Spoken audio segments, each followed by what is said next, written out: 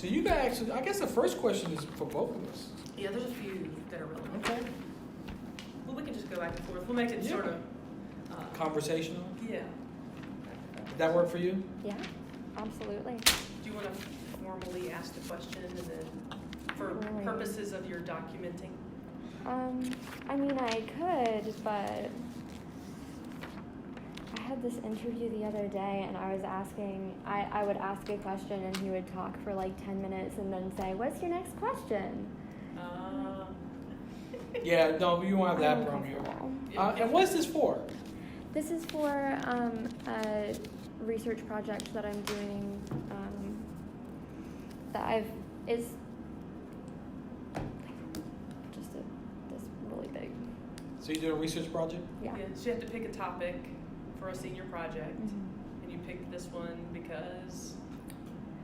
Well, because my mom worked for Social Serve, and I thought that it would be really cool to learn more about what she was doing and all of So that. your mom worked for socialserve.com? Cherie Page? Yes, I know your mom. Mm-hmm. Yes, I know Van too. Van Gotham? Yeah. Yeah, the boss, yeah. Yeah, I know a lot of people who worked for, that's a great program. Great company. Yeah. We used to be right, they're still on Pecan Street. Pecan Street, yeah. Off of Central Avenue. Yeah, we used to be right across the street from them. You were on Pecan? Yeah.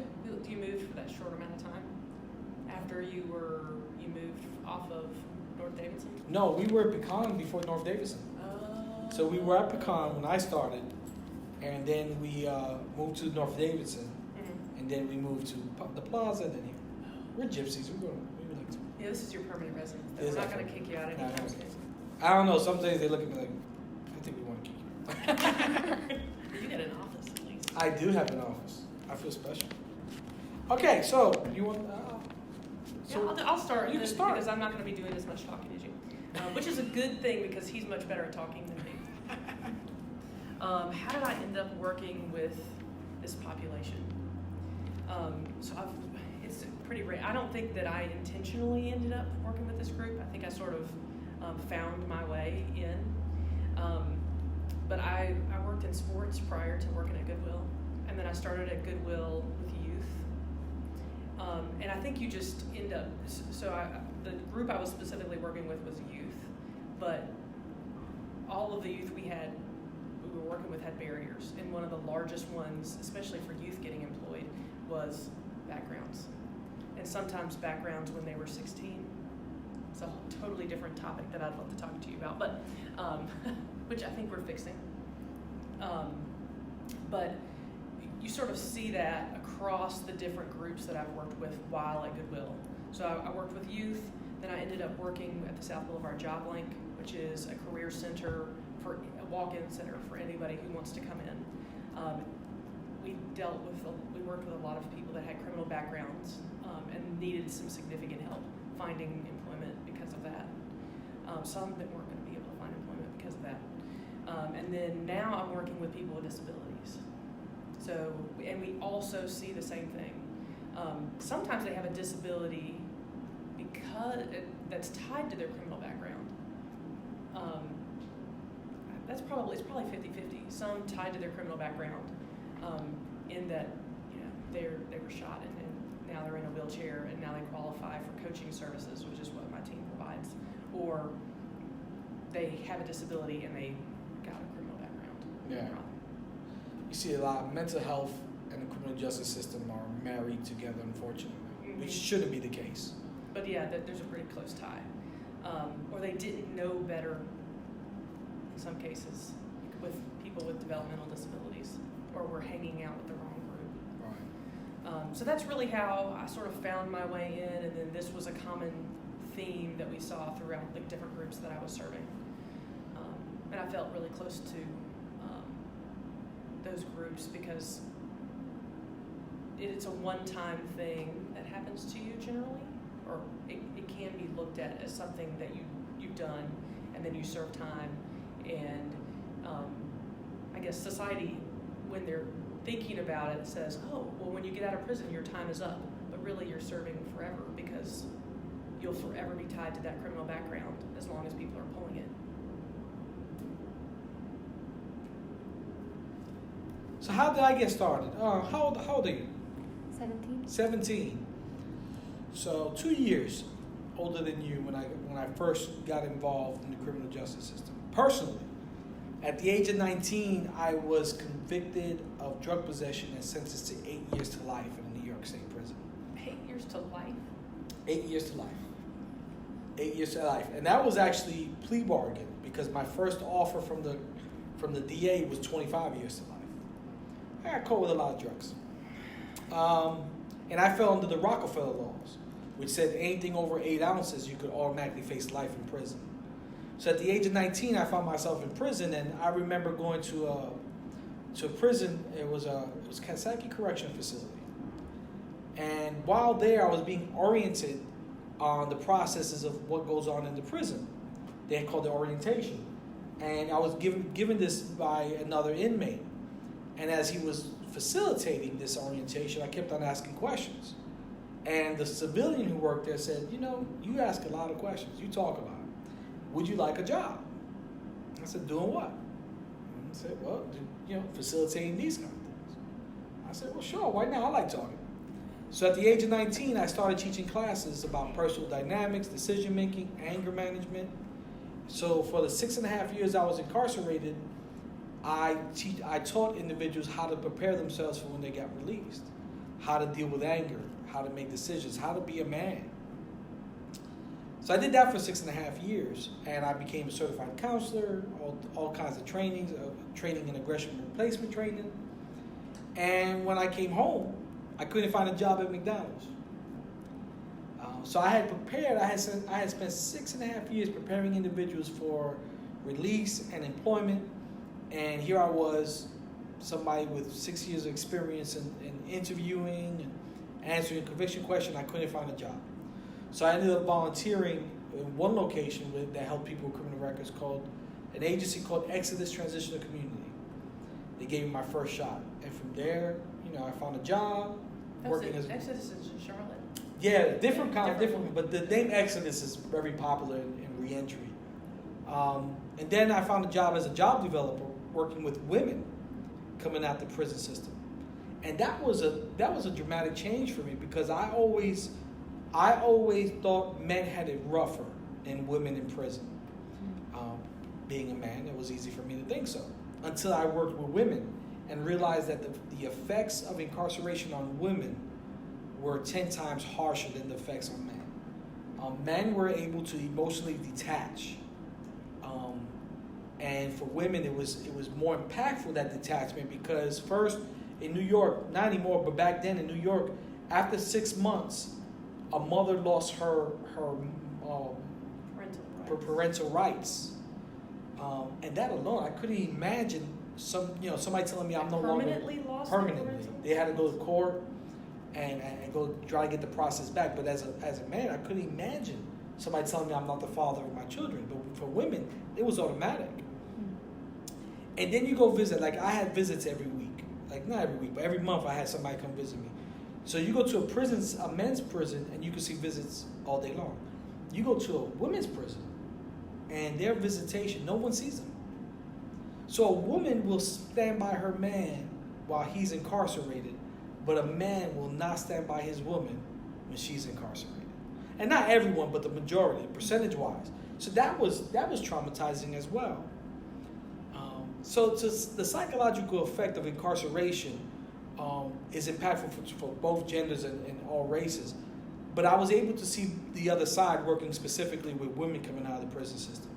So I was a job developer for a while. Then I developed a program which is commonly known today here as a peer support specialist. Mm-hmm. Well, back in 2002, 2003, I actually created a program called Peer Navigators that was taking individuals who were incarcerated and wanted, like myself, who wanted to enter the field of human services, and giving them a first-hand experience of what it means to be a counselor and work with individuals coming home from jail or prison. So even before Charlotte thought about having peer support specialists, I was actually doing it, training individuals how to do it. Then I came to Charlotte, And before I came to Charlotte, I had actually applied for a job with the agency I'm with now 3 times, and I got turned down. And then I met Myra Clark, the executive director, in a meeting, and now 12 years later, I'm still here. You've been there 12 years? 12 years. So I think I mentioned yesterday that he works for the Center for Community Transitions. Yeah. Which is housed here. It's on site here at Goodwill.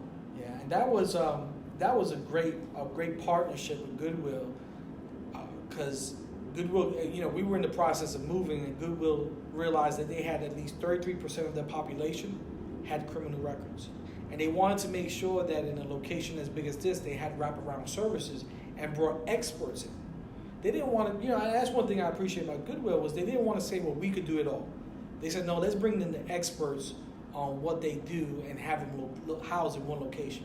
So they brought, they brought Charlotte Metro Bank in, they brought a clinic in, they brought Bistro in, they brought Commonwealth Charlotte, which is financial counseling, and they brought us in to work with people with criminal records. And we Still were working on a few other partnerships, but yeah. Several more.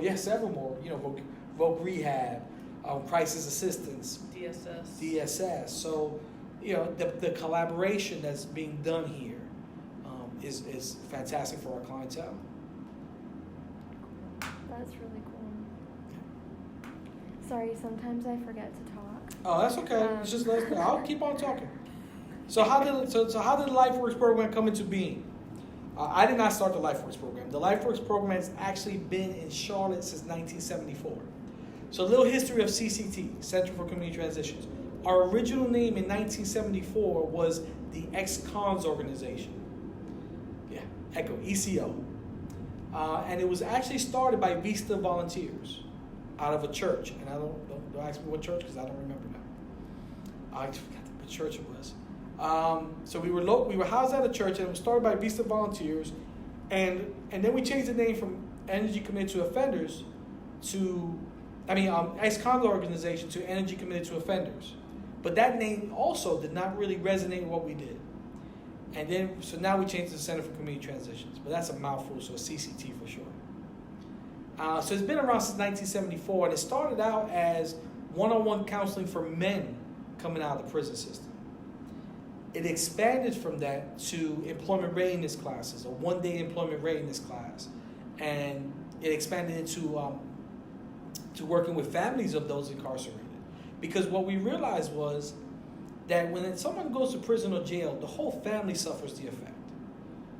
And so we started a program called Families Doing Time, which focused on working with the children of incarcerated parents and the caregivers of incarcerated parents.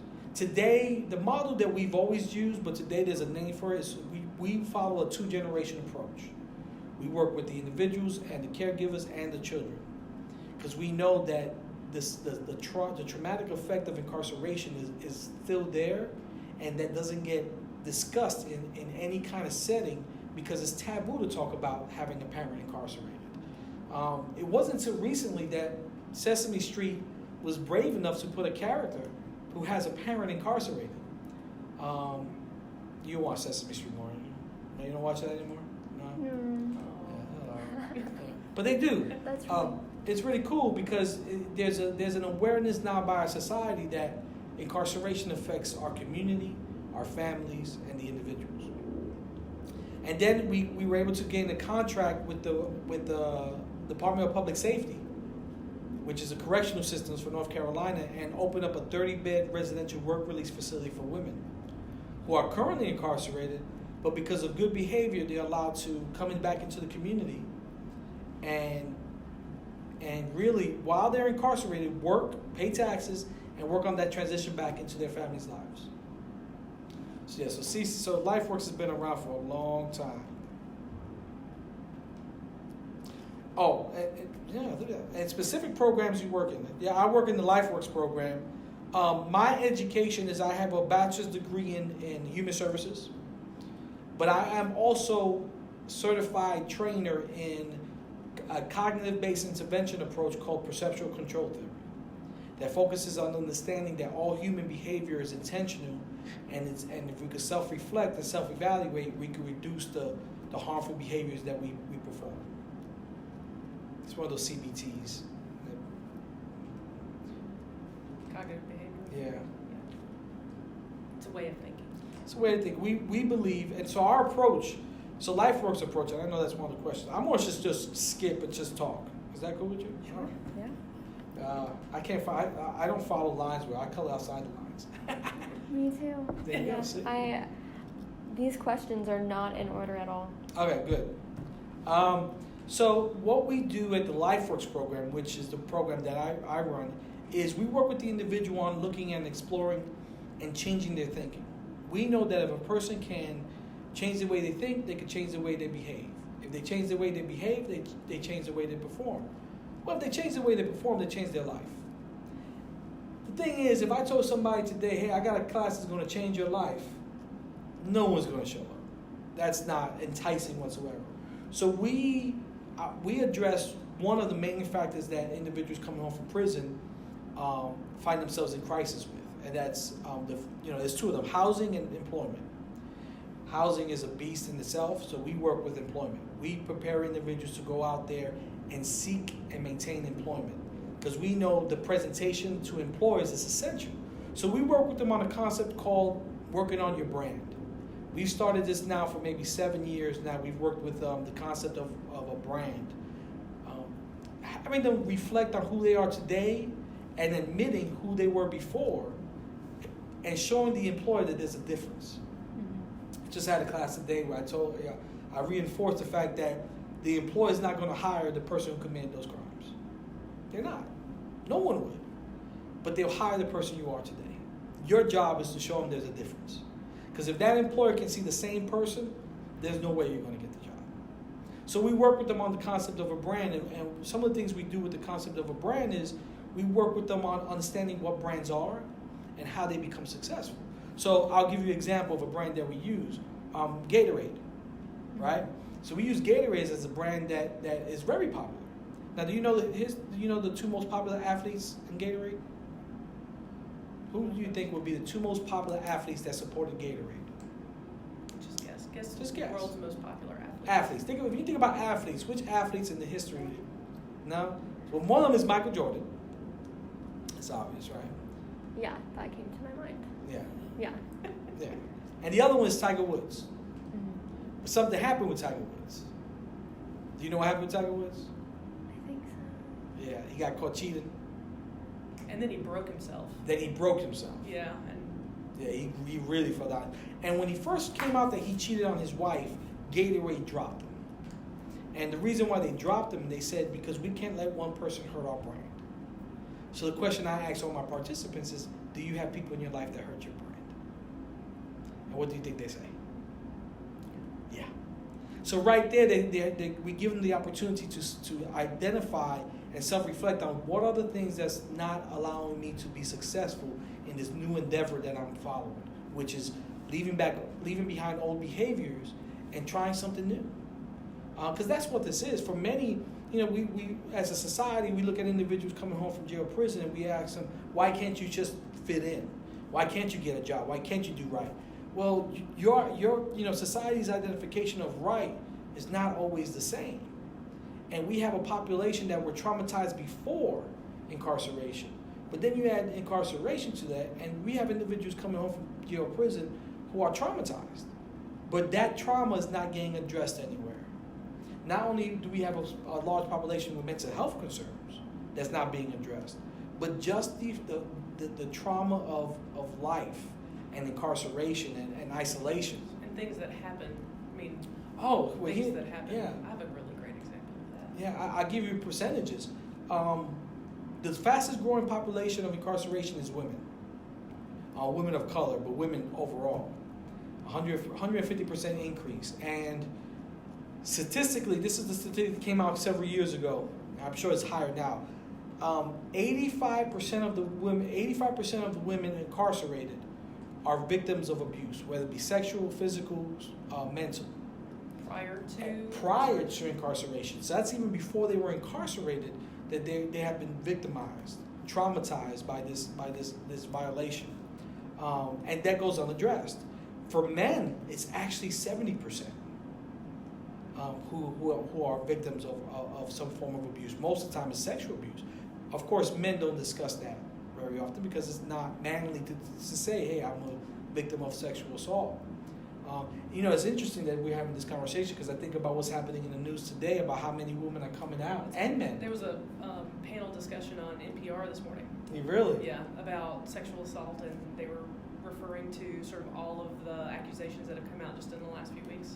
It's amazing how many people are relieving themselves of that burden of holding this in, and allowing themselves to say, look, Harvey Weinstein.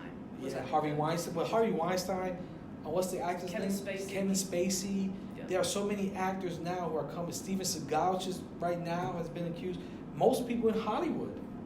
I think almost, probably 50%. I would bet that 50% of the people I know have some sort of example of sexual harassment or sexual assault. I do. Yeah, I mean it's one of these things, and that's one of the things that's always been taboo to talk about. You have to hide it, and that's trauma. And we well, it's also been looked down upon to say anything, to accuse anyone of that, because they're not assuming that it's not a big deal. Like, why would you say that? You might hurt him, or make him lose his job. So and we've just gotten away from, well, what did you do for that to happen? And were you wearing something provocative for women? Mm-hmm. It's like, really? That's not. And we just got over that just recently. So look how far behind we are in thinking that we just stopped using that as an excuse for people, and that's just not. That's not acceptable. And for men, of course, like right now, they just came out that I don't know how true it is, but that even Charlie Sheen. There's a story about Charlie Sheen sexually assaulting Corey Haim. And it's just sad. So anyway, we talk about these individuals coming home with trauma, isolation, and we expect them to be able to adjust automatically. We expect them to be able to change and be open to change easily, and that's not reality. So in our classes, we address that. We address the process of self-evaluation and self-change. First in a professional setting, but then in a personal setting. Like, what are the values and principles you live by today that helped you survive, but may not be helpful in every environment? It's hard to tell somebody who used aggression, right? To use was an aggressive person, to say stop being aggressive. But that aggression allowed them to survive their neighborhood, survive prison, and now you're telling me that the things that has helped me survive to live is no longer wrong. So you're telling me living is wrong. That doesn't make sense. And that alone is traumatizing. We tell them that there's something wrong with you. Wait a minute, but I've survived assault. I've survived this by being this way. So we work with the individual on identifying their strengths. Not having to talk about what the trauma is, but identifying their strengths so they can overcome those traumatic experiences. And being open to change. Are you open to change? You consider yourself open to change? Just considering college. Yeah. Somewhat open to change. Why you say somewhat open to change? Because last year in my chemistry class, when my teacher moved my seat, I got really upset about that. Really? Why? I couldn't see the board as well, and I was in the middle of everyone. Yeah, so the small things, right? So we're talking about a population of individuals who do not handle change well. As human beings, we say we're open to change. So I'll give you an example. Have you ever read a book, Who Moved My Cheese? I don't think so. Great book. It's a good one. Very quick read. Great, maybe 40 minutes the most. You're a millennial, so you'll probably read it in 20 minutes. Great book to read. It talks about change and how we manage change. So, all right, let's see what's the next question. Employers or digital literacy courses? Yeah, so employers. So here's what we do. We have individuals come to our 2 weeks of the classes.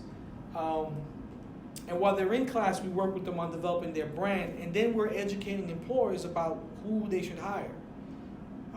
And of course, we have another curriculum called Working Smart, that I was lucky enough to be on the team that developed the curriculum to work on the soft skills, on the skill sets necessary to keep a job. And actually, that working smart is in several colleges throughout North Carolina today, being offered. And then we educate employers on who to hire and what questions to ask individuals coming home from jail or prison.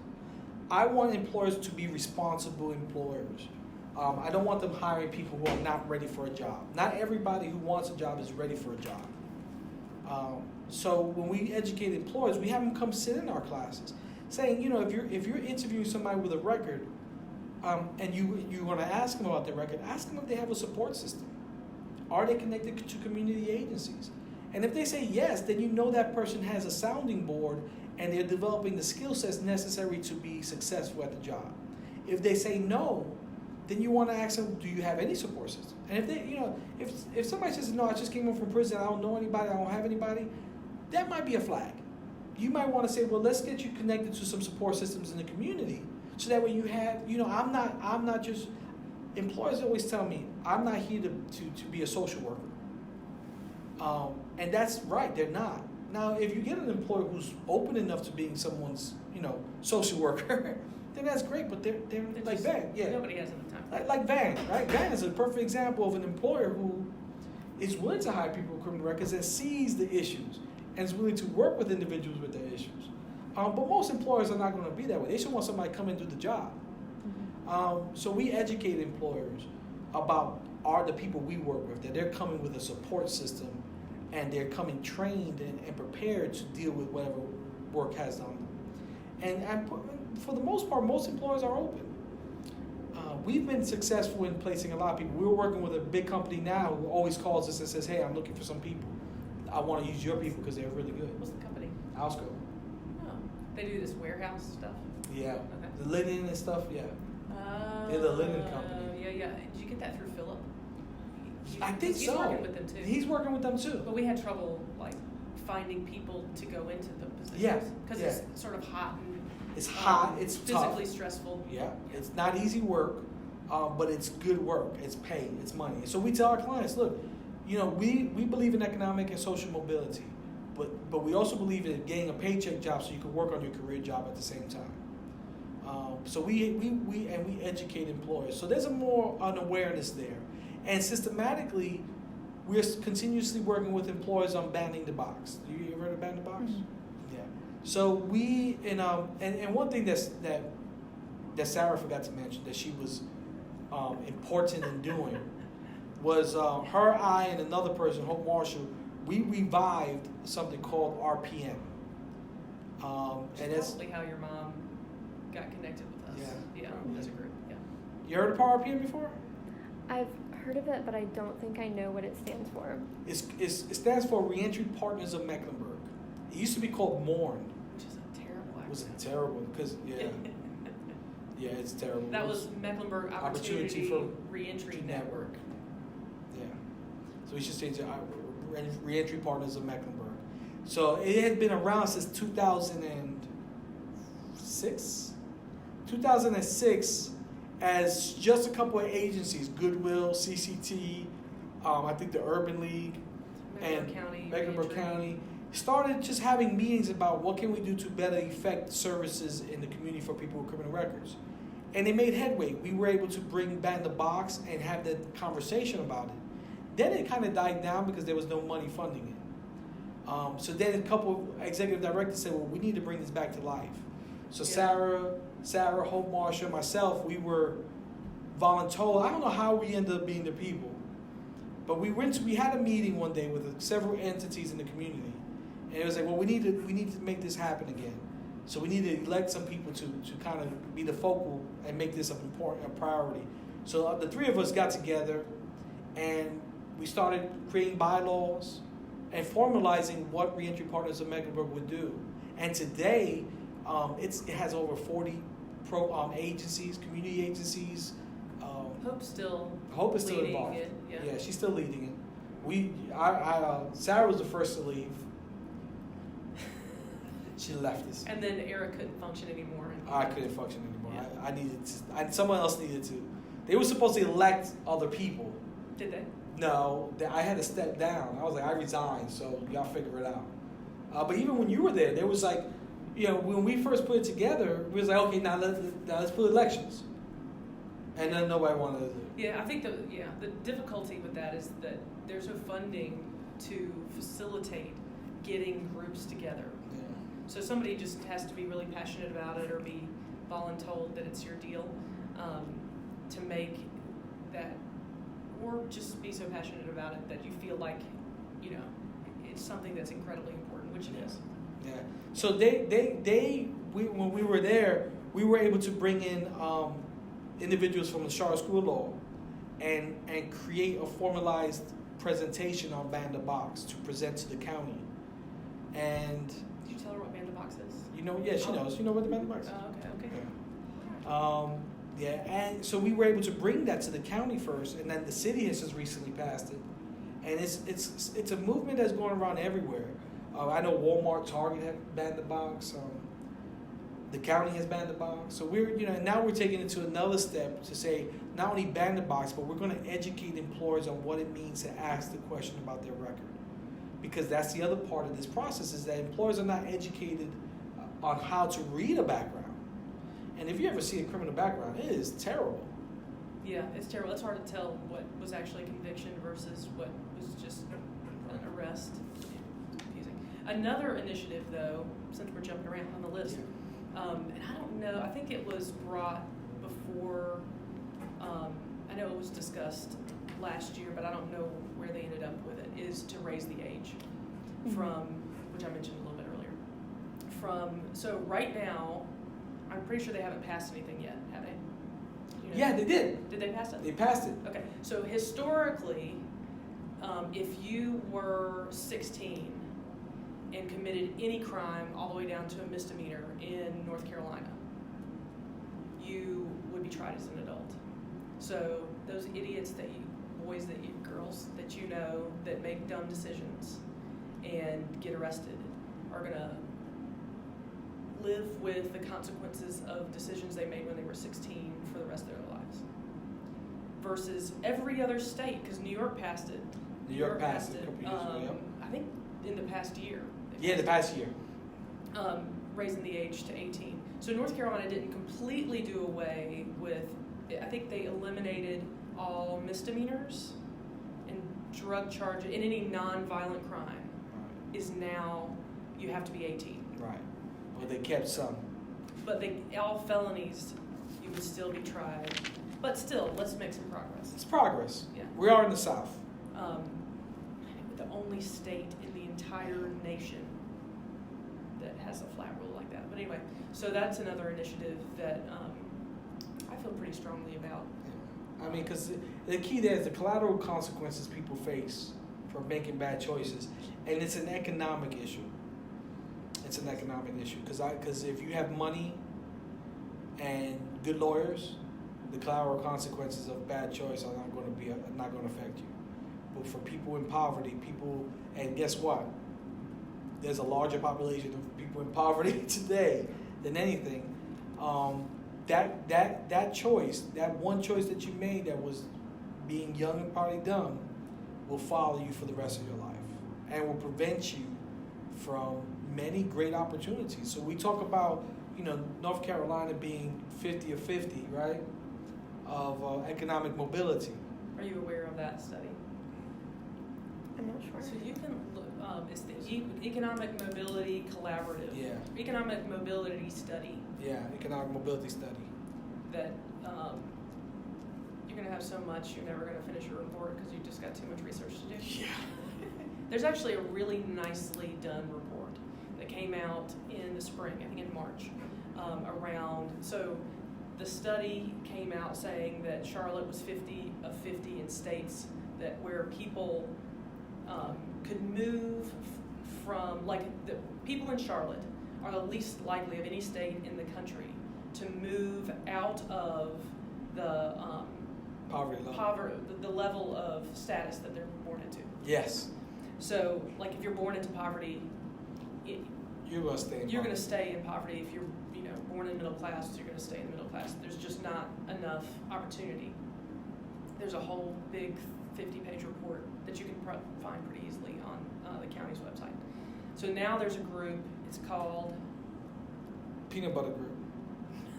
It's not the peanut butter. Well, that's not the one I'm talking about. Which one? The one who's moving forward with the economic mobility. It's called something else. There's another group that's actually moving forward with the recommendations from that report on how to create. It is. It's called the Workforce Development. What is it called? It It's has a different group. The peanut butter group is the group of agencies Right. that are coming together. Yeah, no, it's a different group. There's a To- task force. There is a task force. Yeah, I can't remember. I forgot the name of it. Okay, yeah. There's so many groups. There are a lot of groups here. Are you gonna look it up? Or are you gonna Yeah, I'm gonna look it up because it's gonna drive me crazy. So you can continue talking while. So one of the factors there is, of course, if you have a criminal record, that's another barrier for housing. That's another barrier for licensing, and it really reflects on Leading on Opportunity. Sorry, is that new group, Leading on Opportunity. And actually, Braxton Winston, who was just elected to Charlotte City Council, I believe is on that committee. The Yes. Leading on Opportunity Committee. It's all big time. Yeah. Mecklenburg Opportunity Task Force. That's it. Yeah, Mecklenburg. I knew it was something Mecklenburg. I knew it was a task force. It's coming together.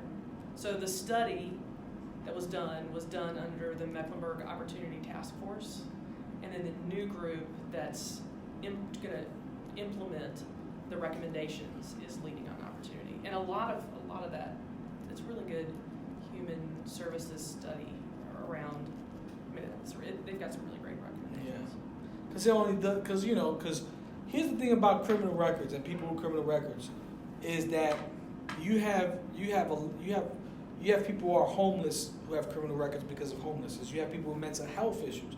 I would say around 70% of those who are incarcerated have some form of mental health concerns that goes unaddressed.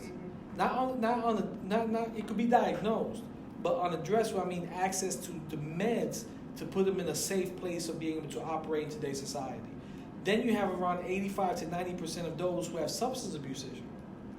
So you have multiple barriers, and then you add that of criminal record that tops it off because access to other services becomes almost non-existent. So the question becomes, how many barriers do you want to put in front of someone when they're already destined to not move out of their social status?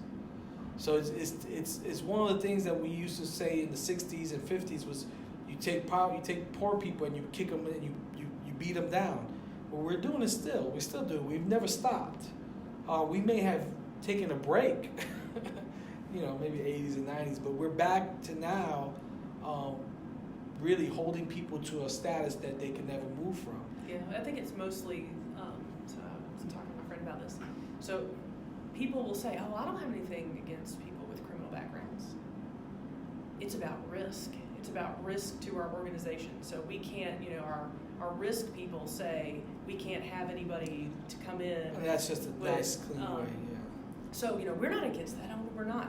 But we have put guidelines in place that, people say our policies don't allow us to do it because it could be a risk to our company. And the truth is they have policies, but the thing is there's things to assist with those policies, like the federal bonding program, which allows somebody to be with a criminal record to be bonded from the federal government for up to $25,000. Like insurance. Like insurance. Yeah. So the federal government says if this you hire them, and if they commit a crime, or they steal or they something. steal from you, we will pay you. Because you took the chance to hire this person with a criminal background. It's like insurance. Yeah. And it's been around since 1968. It's not even new. It's been around that long. People just don't.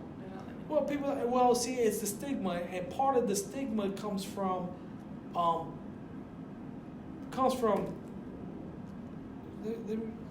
couple of things. It comes from our media, right? Our media does not present people with criminal records the most helpful way. I am not what you see on television of somebody with a criminal record. Not our TV shows, not the news, and irresponsible hiring practices is also a concern. The story I always use is the flying biscuit. The Flying Biscuit. The Flying Biscuit. Do you know that story? Okay. Yeah, the Flying Biscuit is a story that affected many, because that's what they refer to when they go, well, look, there's a risk. There's a risk because that person hired an individual because they knew somebody who knew somebody. There was not really a process of hiring, because what's interesting that during that time that person was hired, we actually had 2 clients of ours that was working there. Never had a problem with. They left that agency because they said all this publicity, we don't want to be involved in it. So 2 individuals, a father and a son, actually started their own catering company, left the Flying Biscuit and said, no, we're going to resign because we don't want this to reflect on us, and they started their own catering company. That individual should have never been hired in the first place because the vetting out process wasn't done in a way that reflects, responsible hiring. I'm not telling employers just hire anybody out of jail or prison, because not everybody who's coming out of jail or prison is ready for a job. There are other issues that need to be addressed before they can go and work in an environment. What we're saying is give the person the opportunity to show you that they're ready, and look at that person and say, I got to emphasize, do you have support systems around you?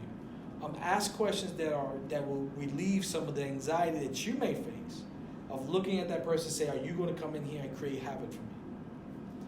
Because if I get on my platform, I say, the guy who, we started having concerns about employees with the mailman.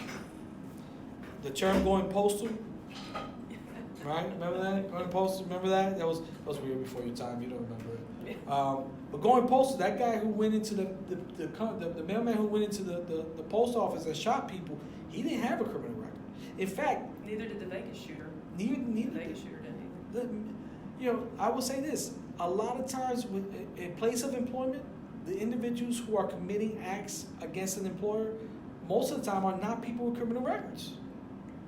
They will have criminal records now, but some of the most loyal employees are going to be people with criminal records when you surround them with right support systems.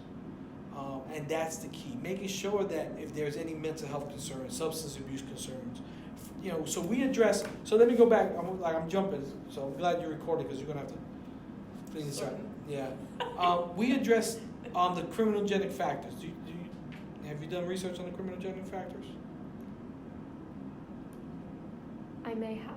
Just talk about it and All I'll see. So there are 8 criminogenic factors that go. So the criminal, because I know them, but sometimes. So criminogenic factors. The top 4 is Did you get that at the end? Yeah, I'm going to give you this unofficially because it's my annual report, but it hasn't been finalized. But you could use some data from here. Okay. The 8 criminogenic factors are antisocial cognition, harmful thinking, antisocial associates, antisocial personality traits, family and relationships, substance use, employment, education, and recreation. So our program looks at providing a sequential intercept or connections to programs and services, whether it be with us or our partners, to address all these factors. We personally address the thing that we address the most is employment, substance use, and antisocial cognition, the thinking, right? We want to break away from that harmful thought process. But the more we could address all these other ones, the more stable that person can be. Yeah. In fact, one of the statistics from this last fiscal year, that's my annual report from last year. 93% of our clients showed a decrease in criminal thinking based off of an evidence-based assessment that we use. 93%. In just 2 weeks, there was a decrease in one of the criminal thinking factors just by taking our program. And we want to continue that process because it's change doesn't happen overnight. But they still need food, clothing, shelter. And that's where community partners, that's where we have a responsibility as a society to employment. Food, clothing, shelter, and employment. We have a responsibility to our society to provide these for individuals. 98% of those who are incarcerated are going to return to our community. The question is, what kind of community do we want them to return to? One that will embrace them, or one that will ostracize them? And I don't know many creatures that if you ostracize them, that they won't find a way to survive. Yeah, there's a really good example. So there's a guy that lives across the street. I might have mentioned him to you. His name is Scooter. So I think he came back from prison like 4 years ago. He came to Goodwill, and there's some challenges in this, so I'm just going to tell you like purely what he told me.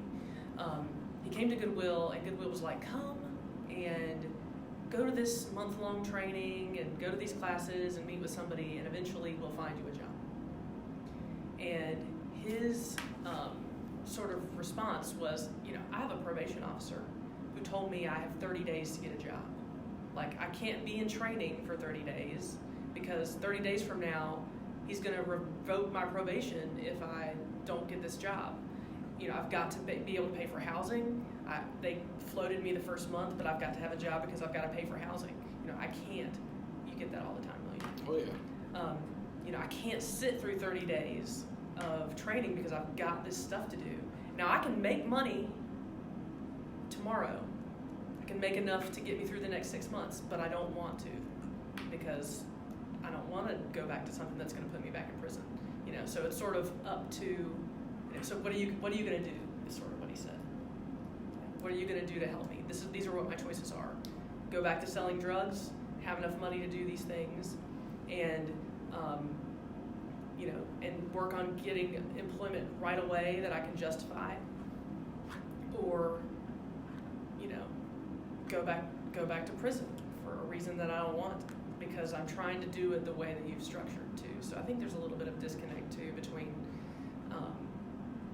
what society expects of people coming back right away without taking into account those. Yeah, get a job, find a place to live, support yourself. All right, well, give me those things. So the other guy that Kevin's working with, who we did decide this morning that we were going to help him before he gets qualified for VR.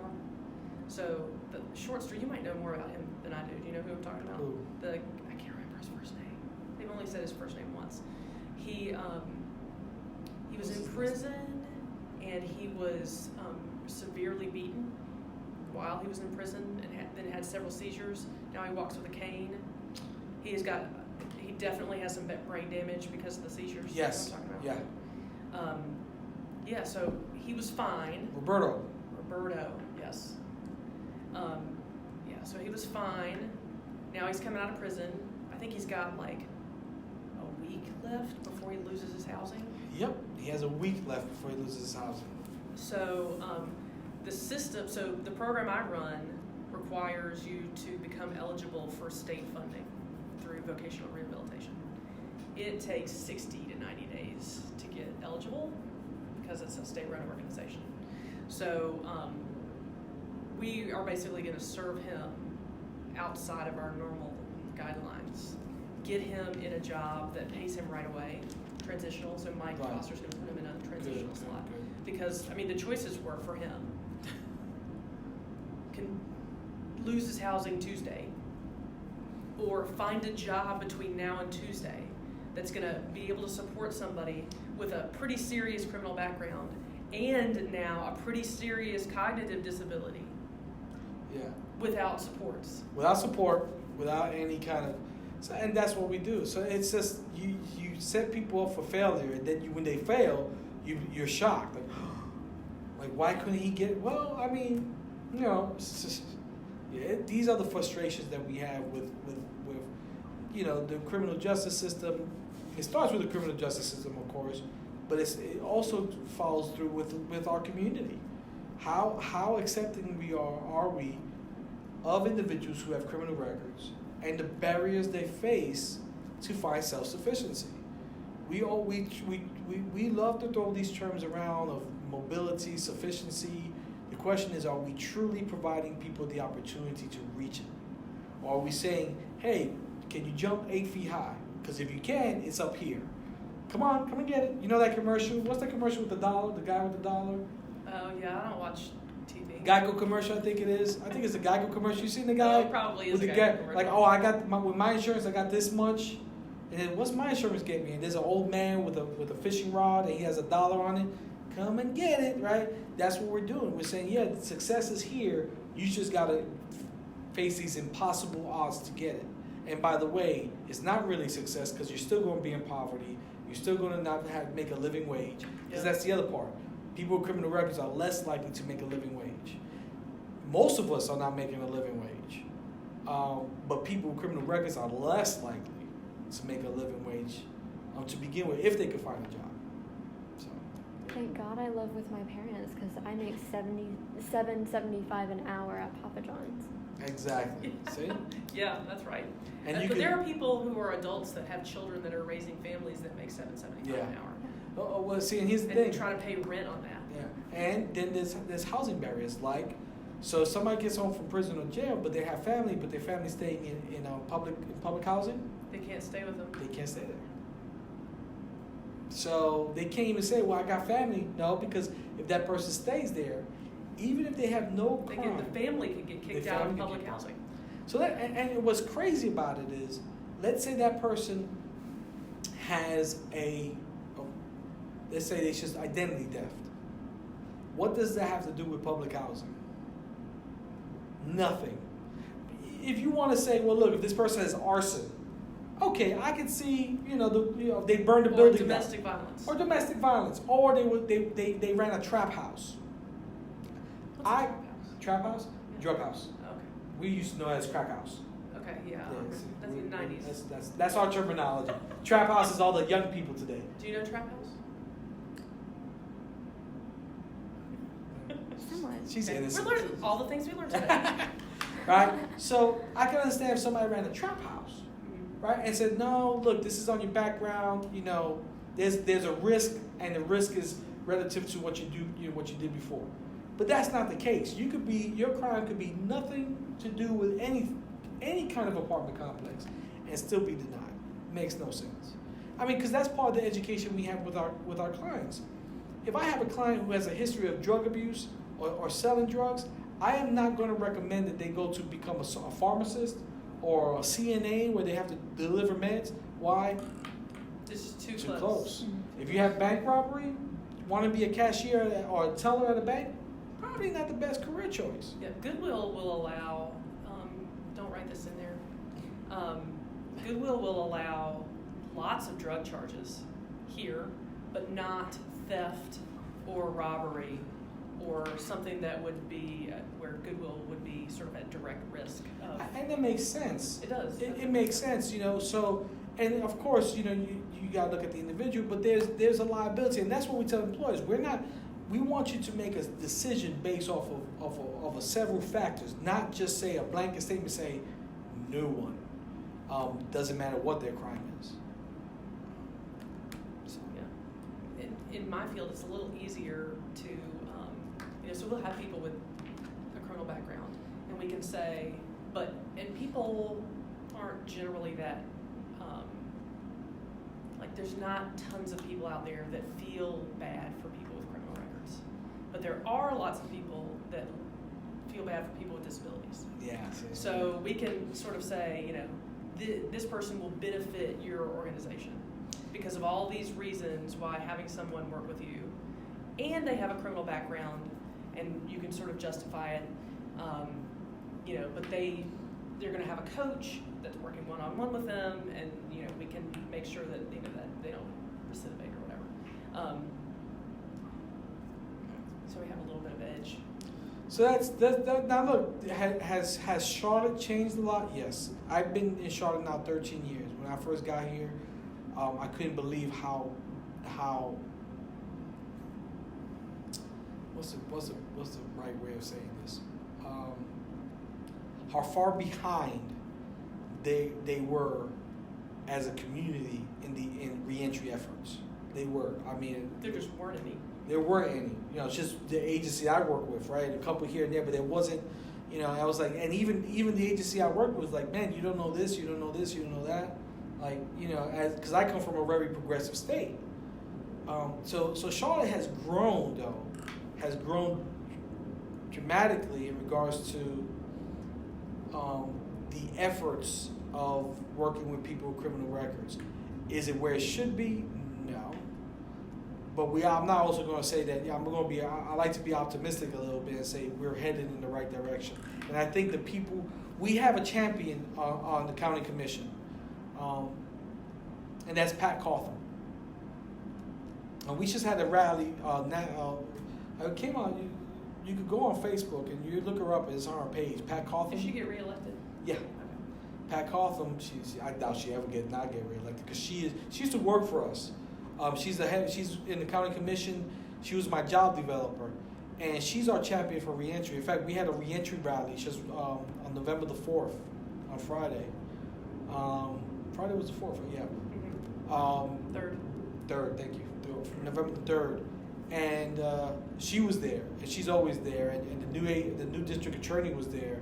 So we have a lot of political politicians and local politicians who are advocates for reentry and people with criminal records.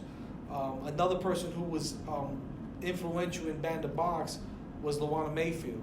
She really gave us the platform to present Ban the Box. Yeah, she did. She was completely instrumental in that. Yes, she was. So I don't. She was an essential piece. Without her, I don't think we get very far.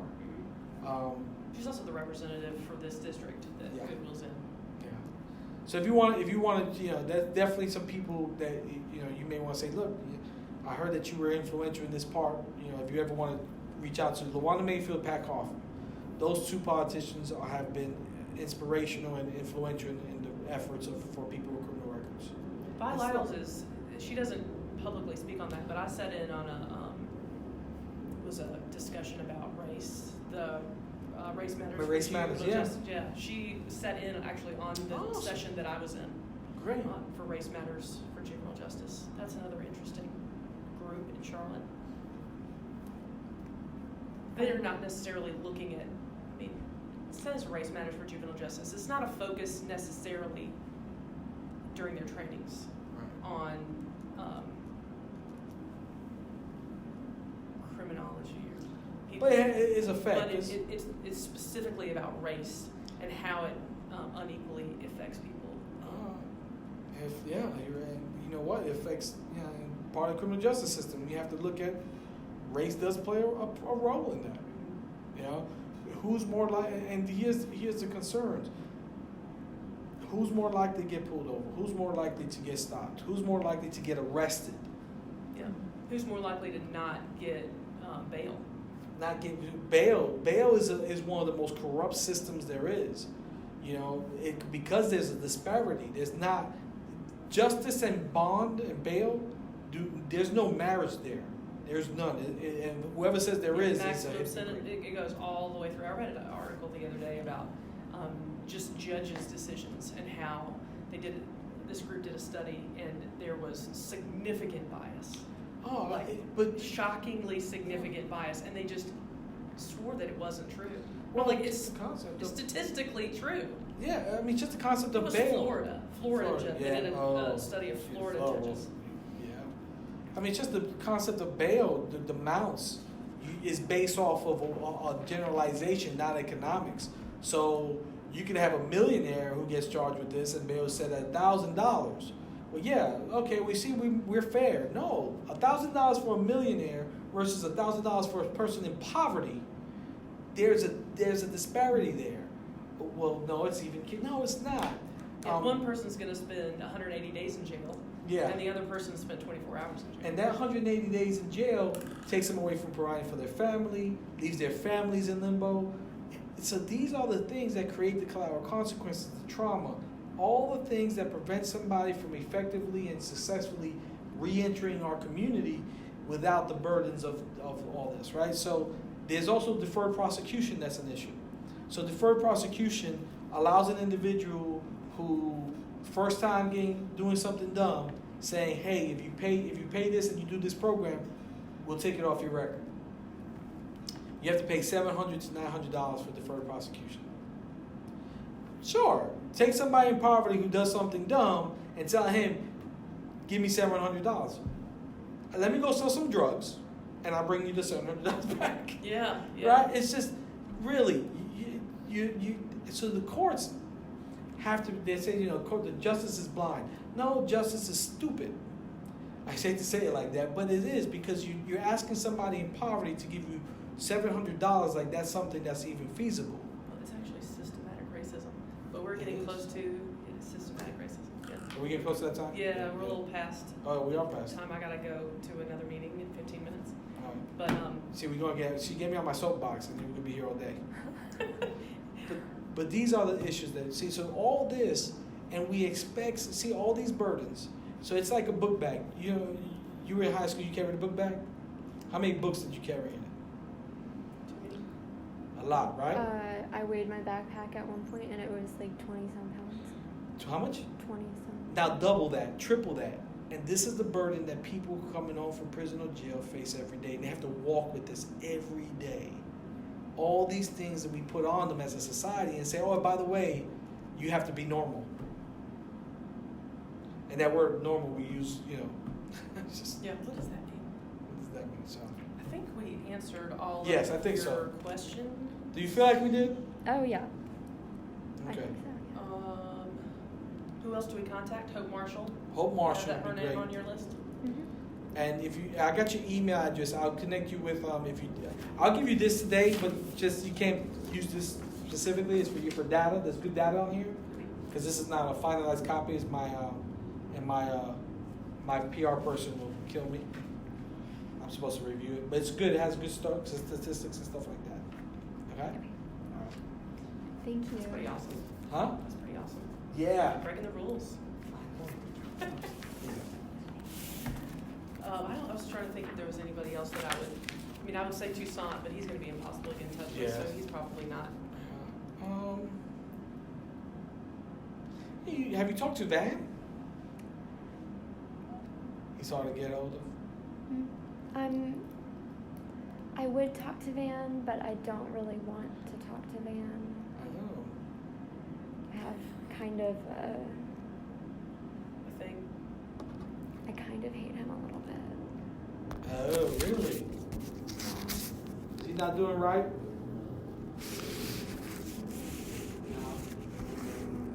I feel like there's more. Yeah. More here. Yeah. All right. Let me try to think about anybody else.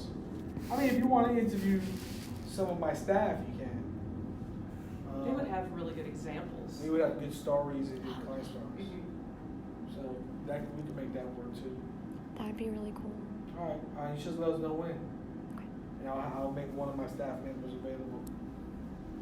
Not today, though. I mean, I don't know if I can do it today. Whenever. How about next week? Can we do next week? Or do you need it done by this week? It would be sooner is better, but next week would be fine. Okay, I'll get you somebody if you want to come by next week. Because I know today's a madhouse because we have a job fair. Were any clients be willing to talk to us? Yeah, I'm sure we could get a client to talk to you. It's just gotta get, we gotta let them know. So, because today's the last day, we're actually closed tomorrow. Oh, yeah. Well, I'm going on a trip with Clay tomorrow. Well, I can't believe Google's not gonna observe Veterans Day. There's only 2 holidays we don't observe now. Veterans Day. And Martin Luther King. Y'all don't observe Martin Luther King? We're not off. We observe it, but we're not off. What does that mean, observe it? Hey, it's Martin. We're aware that it's happening while we're working. Are y'all open on Columbus Day? Yeah, we're open Okay, on Columbus Day. All right, as long as y'all open on Columbus Good. Day. Because if you told me y'all were closed on Columbus Day, we're But gonna have open on problems. Martin Luther King. Yeah. We used to be not. We used to be open on Labor Day and Memorial Day. Yeah. So what I say is, actually, what you can do as well, next Wednesday, the 15th. Okay. The 15th will be a great day for you to be here because the job fair is happening on the 15th. Oh. And the job fair is only for people with criminal records. And we could get you have to take some pictures because we'll have people sign photo consents. So you could maybe take a picture for your story and everything. And there'll be some great people to interview there. And then you just have to bang out the rest of your report by the deadline. Yeah. When's the deadline? I have a presentation next Friday, Thursday, Ooh. Friday. So the job fair could probably be the I'm- last piece you put in. I'm just like not sleeping for the next couple weeks, you know, Yeah, you don't need for everything that I'm doing. People don't Yeah. need sleep. Well, you should have just taken a video now and then that been your presentation and it was just Eric talking. We talked a lot right now. But this Yeah, is- if I had gotten my dad's like tripod thing for a phone to But now you could just record. you could put a picture of him up on the screen and just play his audio. Oh, Actually, you know what? There's some good, if you Google, if you go to Charlotte Observer and put Eric Ortega, there's some good clips there too. But I do have to go because I've Yeah, got a me too. meeting at 3. I do too. I gotta get ready.